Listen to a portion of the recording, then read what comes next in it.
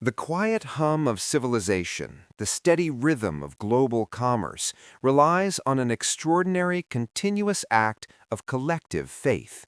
Every day, billions of people exchange tangible goods and essential services for small engraved pieces of paper or digital entries on a ledger. We call this money. It is the ultimate social technology, a universal solvent for complexity, allowing the farmer in Iowa to trade grain with the financier in London, all orchestrated by nothing more than shared trust. But what happens when that trust evaporates? What happens when the very mechanism designed to facilitate life suddenly becomes the greatest obstacle to survival? It is a scenario that sounds like a dystopian fiction, yet it is a recurring nightmare documented throughout history. The moment when money, though physically present, stops working. We are not talking about a market crash or a recession where liquidity dries up. We are talking about a fundamental existential failure. A piece of currency might still bear the image of a great leader. It might still carry the official stamp of the state, but its essence, its ability to reliably store value, to measure worth, or even to complete a simple transaction, vanishes. Imagine the sheer psychological shock. You wake up one morning and the accumulated wealth of a lifetime, the careful savings meant to secure your future, has been reduced to kindling. The gold standard is a memory, the treasury notes are decorative paper, and the prices in the marketplace change hourly, rendering calculation meaningless. The butcher refuses the coin, demanding grain or labor instead. The legal tender is rejected, replaced by direct, inefficient barter. The entire economy, built upon layers of sophisticated abstraction, reverts to a primitive, desperate scramble. This is the reality we must confront. The failure of currency is not merely an economic footnote, it is a catalyst for societal collapse, a sudden, brutal amputation of the state's primary function. When the medium of exchange fails, the social contract fragments. Our journey begins not in the modern era of rapid electronic transfer, but in the dusty, sun-baked heart of the ancient world, where the promise of empire was literally backed by the weight of silver. We will trace the insidious decay of systems that once seemed invincible, systems built upon the bedrock of metal and myth. We will examine the subtle, technical decisions made by distant bureaucrats or desperate emperors, decisions that over decades eroded the very foundation of societal stability. How quickly can a universal symbol of power turn into a universal symbol of fraud? And when the state's most important tool, its currency, becomes a weapon against its own people, what unforeseen and brutal mechanisms of survival are unlocked in the streets? This is the story of when money stopped working. The grand illusion of perpetual value demands constant vigilance, but history shows that even the most powerful empires succumbed to the temptation of financial shortcuts. We will observe how the loss of confidence spreads like a contagion, faster than any army, transforming order into chaos. The currency of an empire is its heartbeat. When that beat becomes irregular, the entire body politic suffers catastrophic failure. If these deep dives into historical mechanics and societal breakdown intrigue you, consider subscribing to Timeline Unearthed now, so you don't miss our upcoming explorations into the architecture of power and finance. To understand the magnitude of the eventual failure, we must first appreciate the scale of the preceding success. For centuries, the Roman Empire operated the most stable and extensive monetary system the Western world had ever seen. The denarius, established during the Republic and solidified under Augustus, was a coin of remarkable consistency. Originally, it was struck to contain nearly 4.5 grams of pure silver. This wasn't merely a token, it was wealth in miniature, instantly recognizable and accepted from the sands of North Africa to the cold forests of Britannia. This uniform currency acted as the central nervous system for the Pax Romana. It enabled the payment of legions, the collection of taxes, the funding of infrastructure, and the movement of goods across vast distances without the need for cumbersome exchange rates or localized trust. The soldiers, the backbone of the empire, were paid in silver they knew was valuable. The merchants accepted it because they knew the state would accept it back. This was the virtuous cycle of imperial finance. For nearly 200 years, from the reign of Augustus through the height of the Antonine dynasty, the system held. The sheer geographical scope and the duration of its stability bred an absolute unthinking reliance on the currency. People ceased to question the value of the coin. They simply accepted it as a given, a constant in a changing world. This long period of stability, however, masked a profound vulnerability. The system was built not only on silver mines, but on the unwavering authority and fiscal restraint of the emperor. Money performs three critical functions. It is a medium of exchange, a unit of account, and a store of value. When a monetary system fails, it is usually because one or more of these functions has been compromised beyond repair. In the Roman context, and indeed in most historical collapses, the mechanism of destruction was simple, subtle, and self-inflicted: debasement. Debasement is the state's quiet theft. It is the act of reducing the intrinsic metallic content of a coin while maintaining its face value. Imagine the imperial mint taking 100 silver denarii, melting them down, adding copper or bronze to the mix, and then striking 110 new denarii. The state gains 10 coins of pure profit, seigniorage, which it uses to pay its growing bills, primarily the army. Initially, this injection of new, slightly less pure coins is undetectable to the average citizen. The coin still looks and feels like a denarius. But as the practice accelerates, the ratio of base metal to silver begins to flip. By the middle of the 3rd century AD, the silver content of the denarius had plummeted from nearly 100% to less than 5%. The coins were in effect bronze tokens washed in a thin, deceptive layer of silver. This wasn't an accident. It was a desperate fiscal policy choice driven by escalating military demands and dwindling resources. But this seemingly clever accounting trick carried an inevitable consequence: the law of supply and demand, coupled with Gresham's law. Good money, the old pure silver, was hoarded, vanishing from circulation, while bad money, the debased, flimsy new coins, flooded the marketplace. The unit of account was shattered. The Roman monetary model was fundamentally linked to the success of its military expansion. Conquest was the engine of finance. New territories meant new tax bases, new sources of gold and silver, like the mines in Spain and Dacia, and new slaves to work them. The vast influx of wealth during the 1st and 2nd centuries allowed Rome to maintain a relatively tight fiscal ship. Money was hard, meaning it was physically valuable, and the supply was relatively inelastic, tied to the output of the mines. This system projected power far beyond Rome's borders. Merchants across the known world trusted the Roman standard because they trusted the Roman legions. The currency was a symbol of political stability and military might. It wasn't just a convenient way to trade, it was a guarantee that the issuing authority would remain solvent and dominant. The model worked perfectly when the empire was expanding and revenue was flowing. However, the moment the empire reached its territorial zenith and expansion ceased, the flow of newly plundered wealth stopped. The costs of maintaining a massive frontier defense against the Parthians, the Germans, and later internal civil wars did not stop. The revenue model, dependent on growth, began to starve the maintenance system. The need to finance an increasingly expensive defensive state without new external sources of metal became the central, insoluble problem of the 3rd century.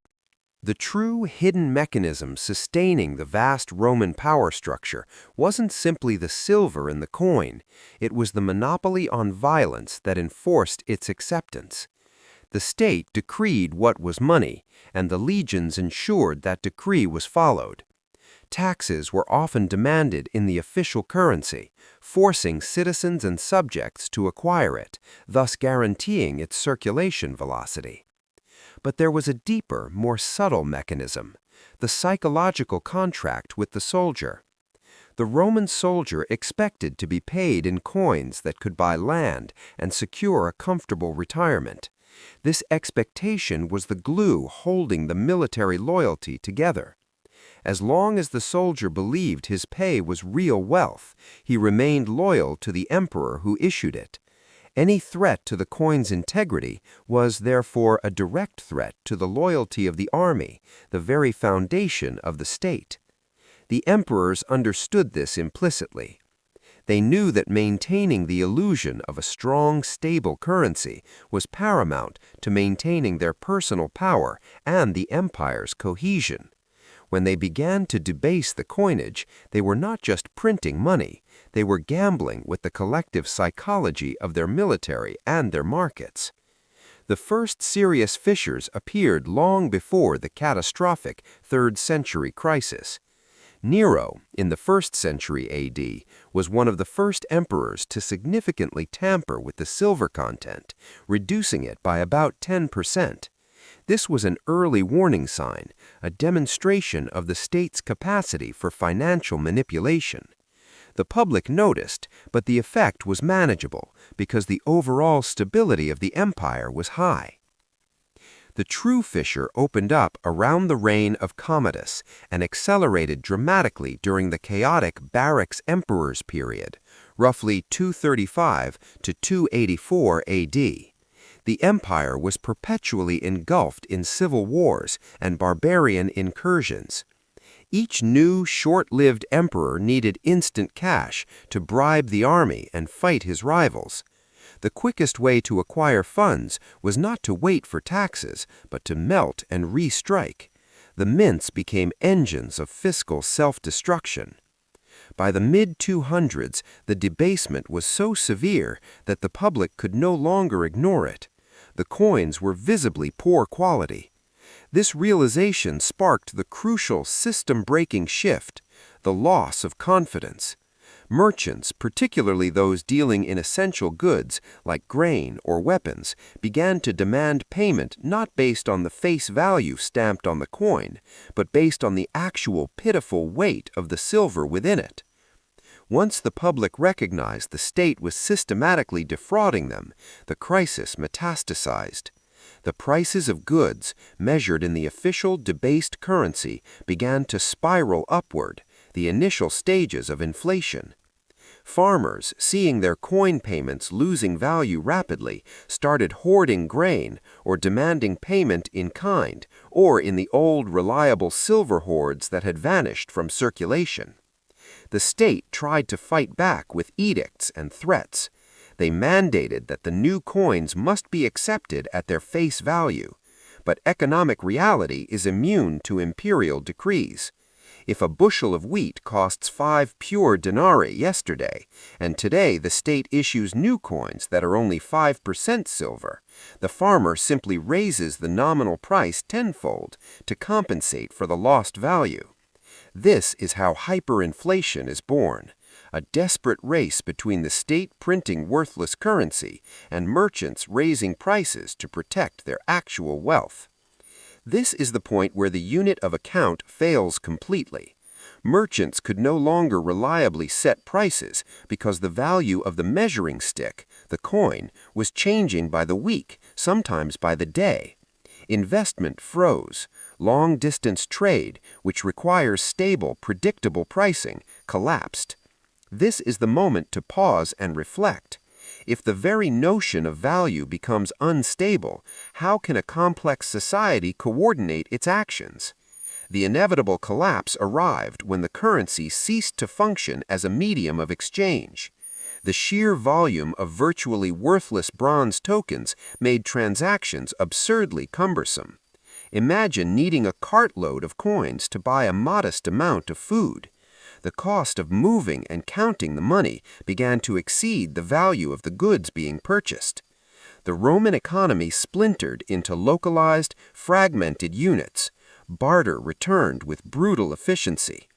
Soldiers, unwilling to accept payment in tokens that couldn't buy food, demanded payment in land, grain, or direct supplies, a process known as annona, which further drained the state's ability to operate centrally. The empire was forced to become a command economy, attempting to dictate prices and production through rigid, often ineffective imperial decrees, such as Diocletian's edict on maximum prices in 301 AD. The fate of the denarius provides a chilling parallel to the Weimar Republic's experience in the 1920s, where wheelbarrows of paper marks were required to buy bread. In both cases, the money failed because the state prioritized short-term solvency over long-term credibility. The collapse was total. The financial system that had unified the Mediterranean world for centuries was reduced to a heap of tarnished copper. The immediate consequences were devastating, reaching far beyond the ledgers of financiers. Urban centers, which relied heavily on the flow of coined money for provisioning, suffered intensely. As trade networks fractured, cities shrank. People migrated back to the countryside, seeking land where they could produce their own food and engage in local, direct barter, bypassing the failed imperial currency entirely. The social hierarchy shifted violently. Those who held real assets, landowners, those with hidden hoards of old silver or gold, suddenly became immensely powerful. Those whose wealth was tied to the state's promise, small merchants, civil servants, and, crucially, soldiers dependent on fixed wages, were financially annihilated. This created a massive gulf between the asset-rich and the wage-dependent, fueling social unrest and banditry. Furthermore, the tax base evaporated. Since taxes were often assessed in the now worthless currency, the state couldn't fund its operations. To compensate, the emperors began demanding taxes be paid in kind, grain, oil, or manufactured goods. This shift from a monetary economy to a natural economy was a catastrophic step backward, cementing the empire's decentralization and eventual division. The failure of money forced fundamental structural changes that defined the transition from classical antiquity to the early Middle Ages. The economy moved away from the centralized, market-driven system of the Pax Romana toward the self-sufficient, localized manor system. The great estates, or latifundia, became the new centers of economic life, utilizing tenant farmers, coloni, who paid rent in crops and labor, not cash. The need for coinage diminished drastically in daily life. The emergence of the solidus under Constantine in the early 4th century, a new, stable gold coin, did eventually restore a reliable unit of account, but primarily for large-scale imperial transactions and international trade. It did little to repair the damage at the local level. The common person had learned a brutal lesson: trust the land, not the emperor's promise. This deep-seated distrust of centralized currency persisted for centuries, influencing the fragmented economic landscape of post-Roman Europe. Ultimately, money is a mirror reflecting the integrity of the society that creates it. When that reflection becomes distorted by self-interest, desperation, or deceit, the resulting chaos is the ultimate judgment on the civilization itself. The stories of monetary failure are not just cautionary tales about economics. They are profound narratives about the corrosive nature of broken promises and the enduring fragility of human cooperation. The true practice begins now, not in the quiet halls of the mint, but in the ongoing daily assessment of the credibility we afford to the symbols we trade. We must ask ourselves continually whether the currency we hold still represents a viable future, or merely the rapidly devaluing residue of a past promise? The answer dictates the fate of our collective endeavor. If you find yourself compelled by these deep historical currents that shape our present reality, then our work is far from over. If these topics fascinate you, consider subscribing to follow our upcoming documentaries.